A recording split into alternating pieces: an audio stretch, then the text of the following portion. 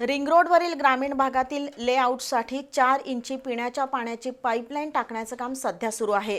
एकीकडे शहराला पुरेसं पाणी मिळत नसताना ग्रामीण भागाला कुणाच्या सांगण्यावरून पाणी पुरवठा केला जातोय अशी विचारणा करून आजच्या स्थायी समिती सभेत नगरसेवकांनी प्रशासनाला चांगलंच धारेवर धरलं। तसंच शहरातील विनापरवाना व्यवसाय आणि स्मशानभूमी लाकूड चोरी प्रश्नावरून स्थायी समिती सभेत खडाजंगी चर्चा झाली। सभापती विशाल शिराळे यांच्या अध्यक्षतेखाली आज कोल्हापूर महापालिकेच्या स्थायी समितीची बैठक झाली।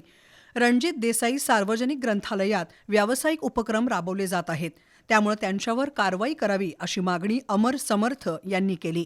तर रिंग रोडवरील भोगम पार्कमधील लेआउटसाठी बेकायदेशीररित्या 1 किलोमीटरची रस्ता खुदाई केली आहे। एकीकडे कोल्हापूर शहराला पुरेसं पाणी मिळत नसताना ग्रामीण भागाला 4 इंची पाईपलाईन टाकण्याचं काम कुणाच्या सांगण्यावरून केलंय अशी विचारणा इंद्रजित बोंद्रे यांनी केली।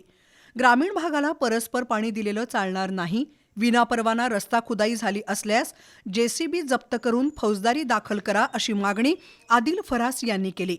त्यानंतर पाणी चोरांवर कारवाई करा असे आदेश सभापती विशाल शिराळे यांनी दिले।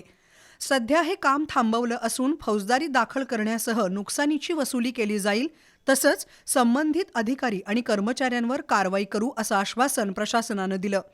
साळोखेनगर इथं ज्येष्ठ नागरिकांनी बांधलेल्या हॉलमध्ये संस्कार आणि योग वर्ग भरायचे, पण काही समाजकंटकांनी हा हॉल बंद पाडलाय असं नेहा तेंडुलकर यांनी सांगितलं। हा हॉल पुन्हा ज्येष्ठ नागरिकांसाठी खुला करू असं प्रशासनानं नमूद केलं। एकीकडे परवानाधारक व्यावसायिकांवर कारवाई होतीये, पण अनधिकृत व्यवसायांवर कारवाई होत नाही अशी तक्रार प्रवीण केसरकर यांनी केली। अनेक हॉटेलमध्ये सेटबॅकची जागा किंवा टेरेसचाही वापर केला जातोय, अशा हॉटेलवर कारवाई करावी। तसंच अनेक हॉस्पिटल आणि हॉटेलमधील वाहनं रस्त्यावरच उभी असतात, त्यांची पार्किंगची जागा खुली करून संबंधित हॉटेल सील करावीत अशी मागणी आदिल फरास, प्रतापसिंह जाधव, प्रतिज्ञा उत्तुरे यांनी केली। अशा व्यावसायिकांना नोटिसा काढू असं आश्वासन प्रशासनानं दिलं। सध्या शहरात दिवसाआड आणि कमी दाबानं पाणीपुरवठा सुरू आहे, अशावेळी काही नागरिक पाईपलाईनला मोटारी लावतात अशी तक्रार अभिजित मोकाशी यांनी केली। पाणी कमी येणाऱ्या भागासाठी 1 तास वेळ वाढवून देऊ, तसंच मोटारी जप्त करू असं प्रशासनानं सांगितलं।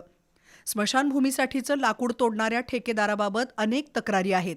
गेल्या 3 महिन्यात स्मशानभूमीकडे फक्त 16 टन लाकूड जमा झाले, बाकीचं लाकूड गेलं कुठं असा सवाल उपस्थित करून उद्यान अधीक्षक समीर व्याघ्रांबरे यांच्या पगारातून रक्कम वसूल करा आणि अकार्यक्षम ठेकेदारावर कारवाई करा अशी मागणी आदिल फरास यांनी केली।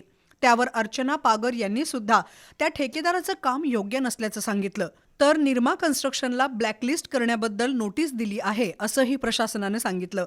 आजच्या स्थायी समितीच्या बैठकीत शहराच्या पाणीपुरवठा विभागाकडे 4 कर्मचारी आउटसोर्स करून भरावेत यासाठी आलेल्या प्रस्तावावर चांगलीच वादावादी झाली।